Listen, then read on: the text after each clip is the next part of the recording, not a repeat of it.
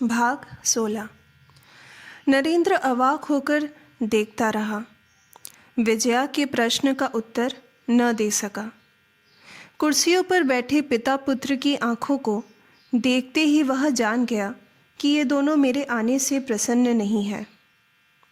विजया को जब वह माइक्रोस्कोप दिखाने लाया था तब अपने कानों से उनकी अनेक बातें सुन गया था, और जिस दिन राजबिहारी कीमत देने उसके मकान पर गए थे उस दिन भी हितोपदेश की आड़ में कम कड़ी बातें सुनाकर नहीं लौटे थे। लेकिन वह यह नहीं सोच सका कि जब विजया ठगी नहीं गई और वह चीज़ 200 की जगह 400 की बिक सकती है, जांच हो चुकी है, तब उसके कारण अभी तक इनका क्रोध क्यों बना हुआ है। अब रहा चेचक का डर दिखा जाना, सो वह डर दिखाकर तो गया नहीं था, बल्कि बात इससे एकदम उल्टी है। यह झूठ किसी और ने फैलाया था। विजया के मुंह से ही निकला यह निश्चय करने से पहले ही विलास बिहारी एकदम चीख उठा। कालीपद ने शायद कौतूहल में थोड़ा सा पर्दा हटाकर झांका ही था कि विलास की नज़र उस पर पड़ गई। एकदम हिंदी में गरज उठा। बहुत संभव है हिंदी भाषा में क्रोध अधिक व्यक्त किया जा सकता है। उसने कहा, अरे सुअर के बच्चे, एक कुर्सी ले आ। कमरे में बैठे सभी लोग चौंक पड़े। कालीपद सुअर के बच्चे और तीखा शब्द का अर्थ तो समझ गया, लेकिन कुर्सी क्या चीज़ है इसका अनुमान लगाने के लिए कमरे में कभी इधर कभी उधर मुंह घुमाकर देखने लगा। राजबिहारी ने अपने आप को संयत कर लिया। गंभीर स्वर में बोले, कालीपद, उस कमरे में से एक चेयर ले आओ, बाबू को बैठने को दो। कालीपद के जल्दी ही चले जाने पर वह लड़के की ओर मुड़कर शांत और उदार स्वर में बोले, यह रोगी का कमरा है, इतने उतावले मत बनो विलास। टेम्पर लूज करना किसी भी भले आदमी को शोभा नहीं देता। विलास ने उद्दत से कहा, ऐसी हालात में टेम्पर लूज न होगा तो और कब होगा बताइए। हरामजादे नौकर ने बिना पूछे ऐसे असभ्य आदमी को लाकर बिठा दिया जो भद्र महिला का सम्मान रखना तक नहीं जानता। अचानक भारी धक्का लगने पर जिस प्रकार नशे से चूर व्यक्ति का नशा उतर जाता है, ठीक उसी प्रकार विजया के ज्वर की बेहोशी दूर हो गई। उसने चुपचाप नरेंद्र का हाथ छोड़ दिया और दीवार की ओर मुंह करके करवट बदल ली। कालीपद के कुर्सी लाकर रखते ही नरेंद्र बिस्तर से उठकर उस पर बैठ गया। राजबिहारी ने विजया के चेहरे के भाव को पहचानने में भूल नहीं की। कुछ हंसकर विलास की ओर देखकर बोले, मैं सब कुछ समझता हूँ विलास, यह भी मानता हूँ कि इस संबंध में तुम्हारा नाराज़ होना अत्यंत स्वाभाविक है, लेकिन तुम्हें यह सोचना चाहिए था कि सब लोग जानबूझकर अपराध नहीं करते। सभी अगर इस प्रकार की रीति नीति, आचार व्यवहार जानते होते तो चिंता ही क्या थी। इसलिए क्रोध न करके शांति से मनुष्य की भूल चूक सुधार लेनी पड़ती है। यह किसी को भी समझने में देर नहीं लगी कि भूल चूक किसकी थी। विलास ने कहा, नहीं बाबूजी, इस तरह की गुस्ताखी बर्दाश्त नहीं होती। इसके अलावा हमारे घर के नौकर चाकर जैसे अभागे हैं, वैसे ही बदजात भी। कल ही सबको निकाल बाहर करूँगा, तब दम लूँगा। राजबिहारी ने थोड़ा हंसकर कहा, जब इसका मन खराब होता है तब यह क्या क्या कह बैठता है, कुछ ठिकाना नहीं।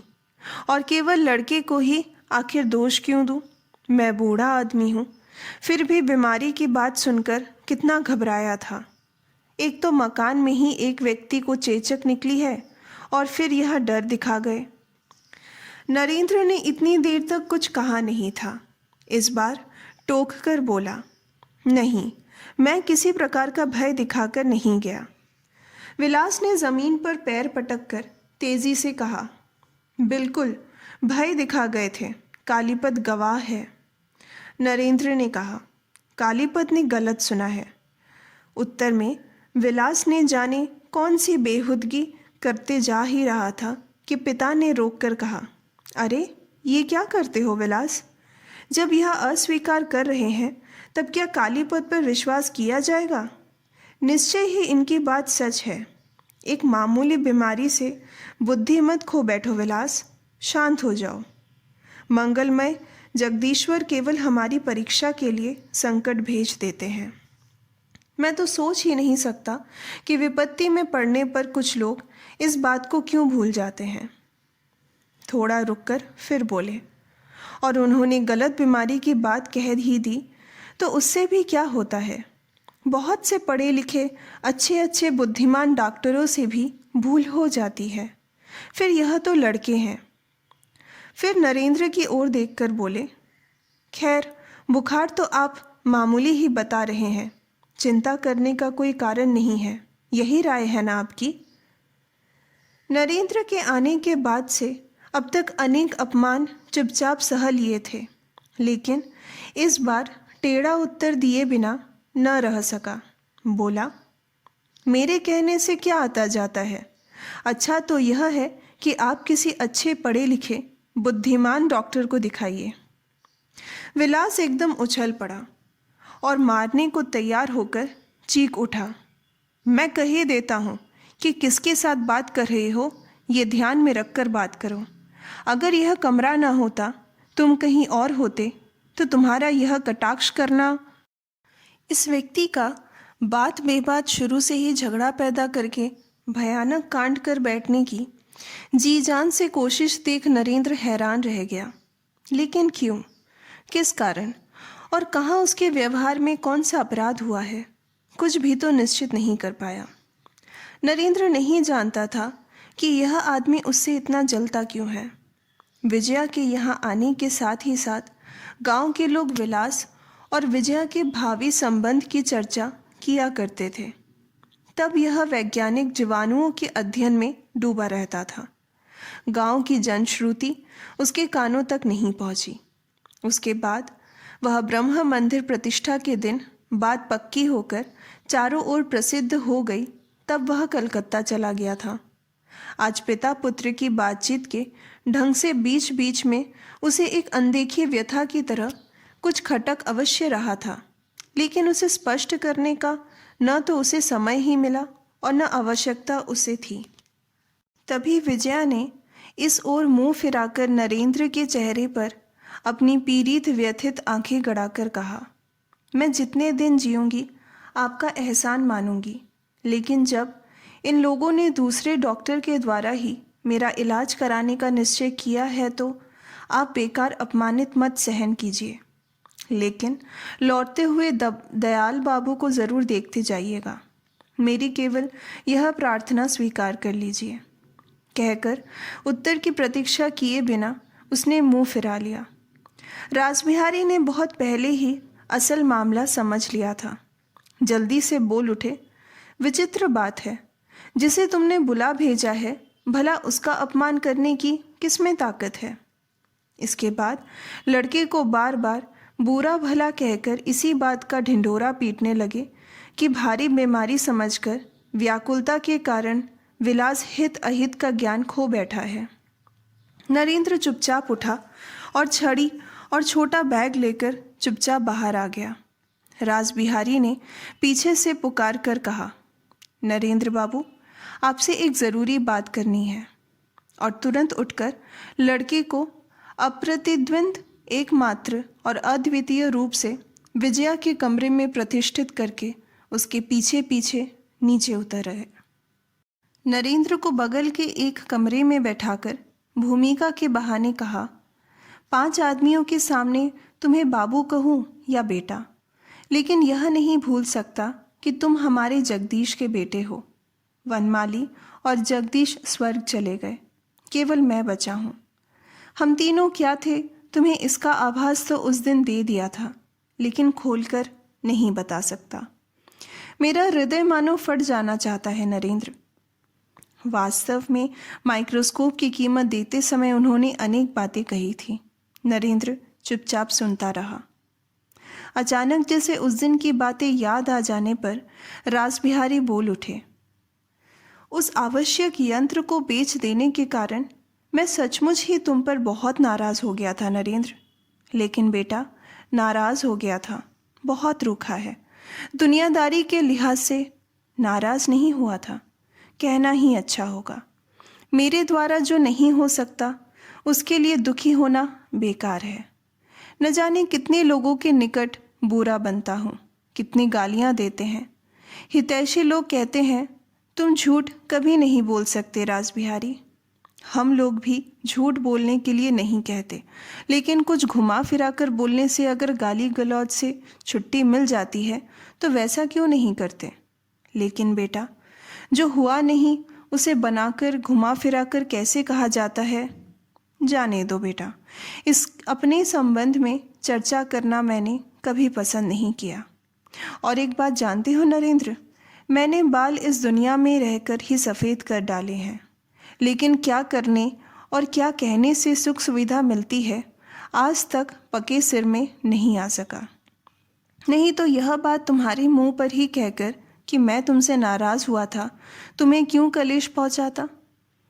नरेंद्र ने विनम्रता से कहा, जो सत्य है आप वही कहते हैं, इसमें दुखी होने की तो कोई बात नहीं है। रासबिहारी गर्दन हिलाते हिलाते बोले, नहीं, यह बात मत कहो नरेंद्र, कठोर बात की ठेस लगती ही है। लेकिन मैं चुप नहीं रह सका।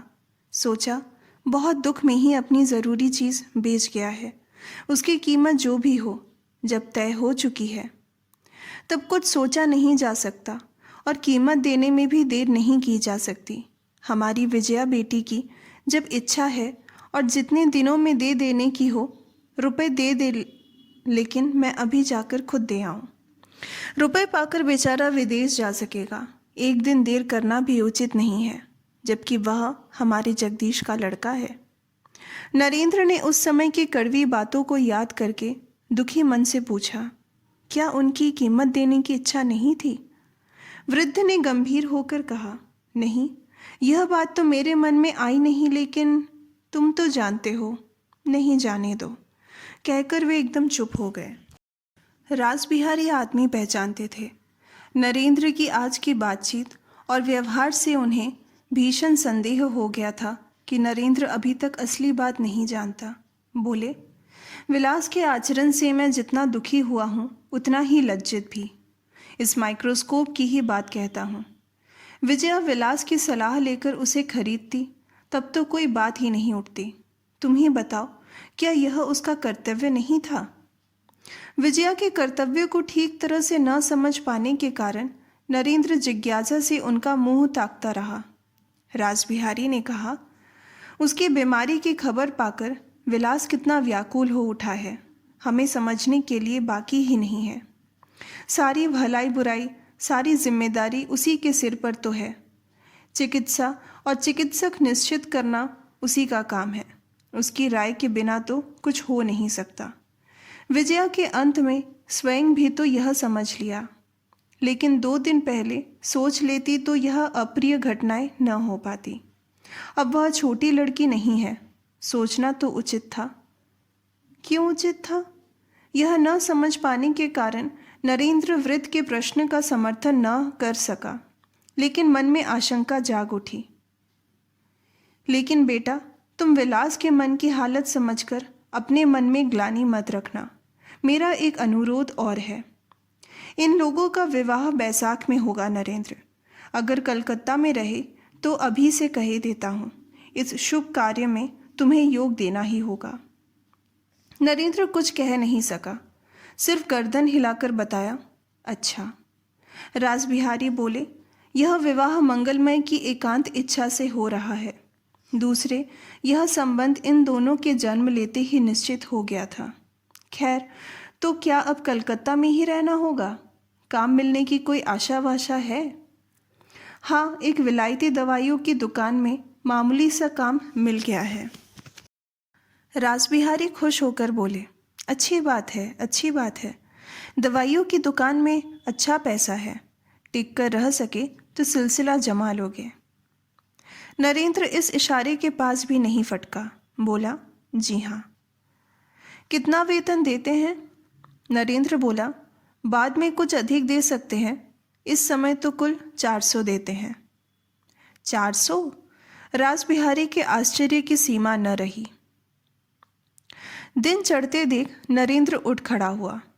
दयाल बाबू के 2-4 चेचक के दाने दिखाई पड़े थे, उन्हें देखने जाना था। उसने पूछा, परेश अब कैसा है, आप बता सकते हैं? उस गांव के घर भिजवा दिया है, कैसा है कह नहीं सकता। दोनों कमरे से बाहर निकल आए।